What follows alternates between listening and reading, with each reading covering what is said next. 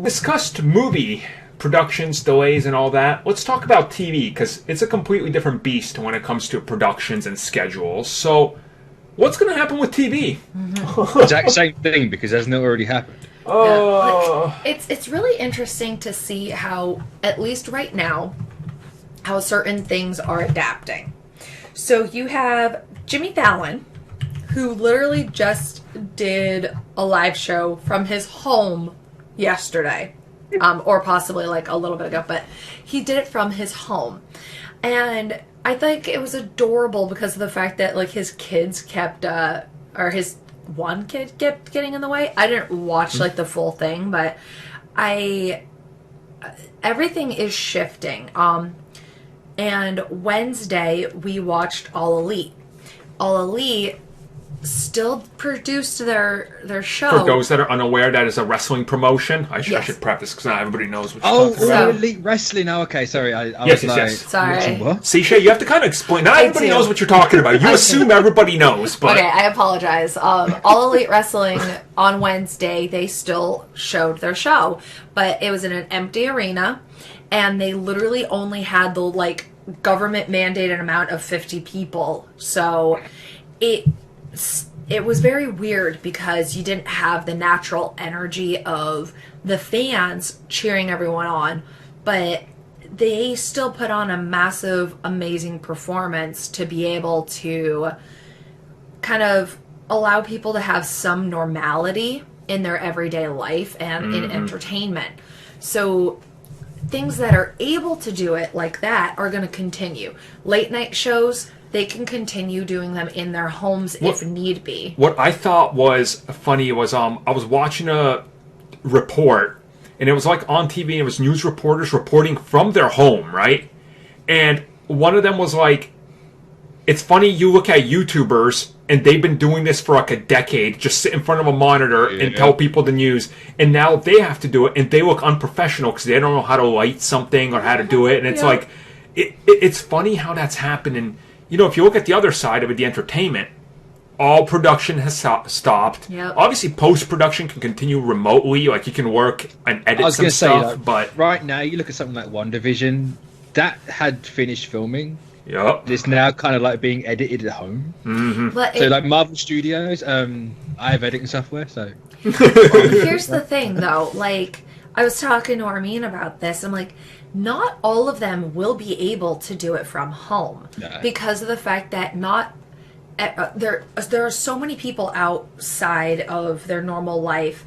They keep work and life separate, and a lot of these video editors probably do the same thing. Like, they don't have all that same technology and all that software in their home, but their companies can allow them to take it home, and possibly. That's another thing, like I mentioned earlier in the podcast we recorded, a game developer friend I know works for a pretty well-established game developer. He's not allowed, or was not allowed, to work remotely from home because if somebody got on his computer or saw a game that's in development that has not been announced yet, people would absolutely...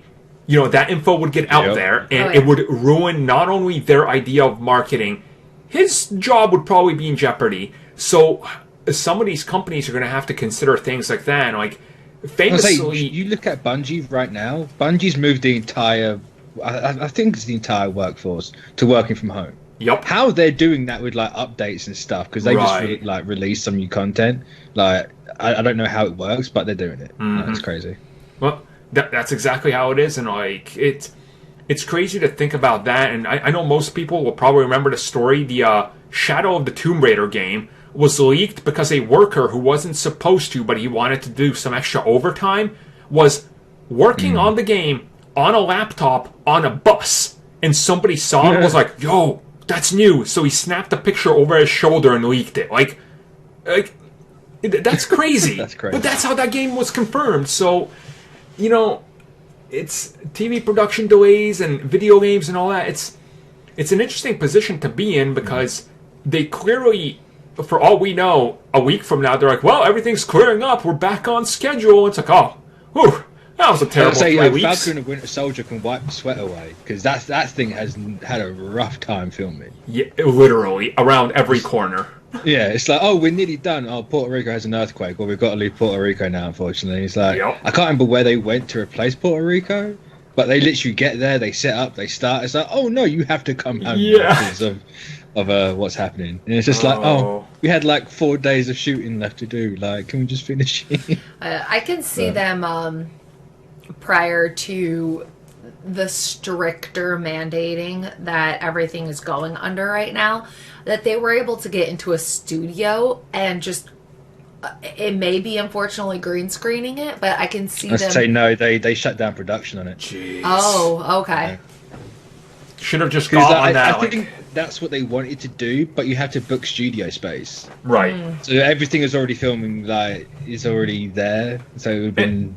And I did see people being like, well, why don't they just use the Mandalorian sets because they could CG everything? Sure, but the Mandalorian was shooting there. Yeah. So I was saying, Mandalorian was literally finishing up at the same time this was supposed to be finishing up. So it's like, well, you delay one, you delay the other. Yep.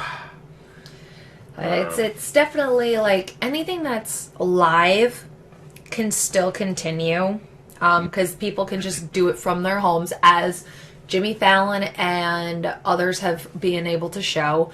All Elite Wrestling shows that as long as you don't go over the recommended 50 people, they can still do it. They also have such great partnerships with arenas, and half of the wrestlers have backyard access to a wrestling ring anyways, so like they're able to do what they need to. I know we cancelled something now.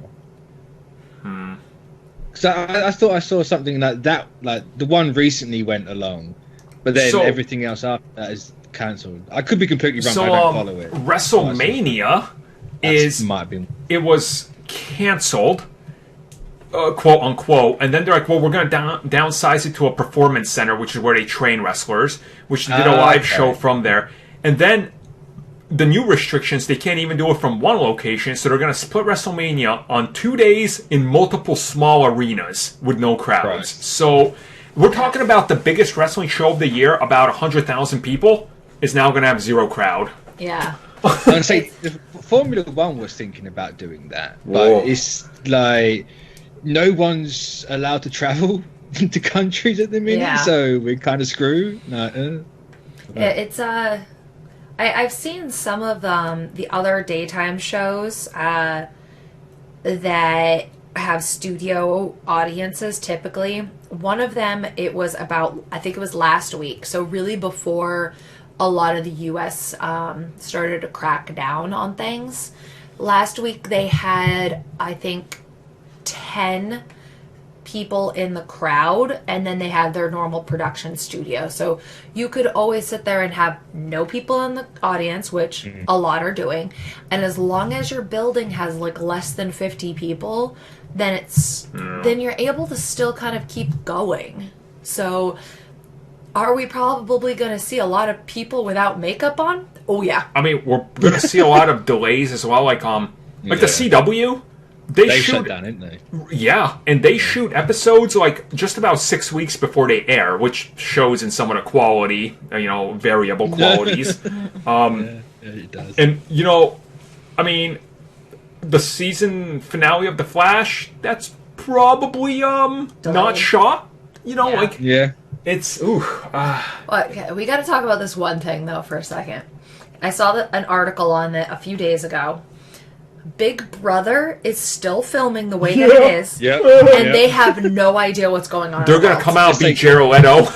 It's like the German Big Brother. I think it might be the German. I'm not sure if it's like worldwide or not. But at least the German ones, they're telling them what's going on while they're inside. They are now.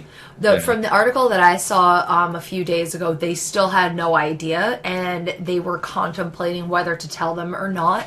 Because right now, those people are safe. They are probably the safest people. If anybody they've got toilet paper, they've got food, they've got everything. If anybody wants to know what would happen in that scenario in case there was a zombie outbreak, check out the old TV series called Dead Set. It's really good, and it's about Big Brother. They suddenly get released. They're like, "What's happening?" And the world's been overrun by zombies. So, is that a BBC show? I think it might have been. It was a BBC European show. So. It was pretty good. Yeah. So I recognise that. Or if you want to see how to really cope with isolation, watch The Circle. Oh, okay. The Circle's Big Brother, but everyone's in each individual rooms by themselves, and they can only talk to people like through an instant messenger. It's fantastic. Our child was watching that with some of her friends. I was like, "What is this?" And they're like, "None of these people ever meet each other, and they don't even allow webcams." I'm like, "Wait, what?" She's like, "It's like ultimate catfishing." I'm like, "What?" They 100% do catfishing. We've had 2 seasons over here, and I think America's only had the 1. Yeah. So if you've watched the American one, you've got 2 seasons of the English one, which are fantastic, by the way. But how it works is they get isolated beforehand, so they kind of like get used to it to an extent. Then they all go into this apartment building in each individual room. They don't see absolutely anyone. Like, they can go to the roof for like 15 minutes a day, but they get blindfolded, so they can't even see people taking them up there.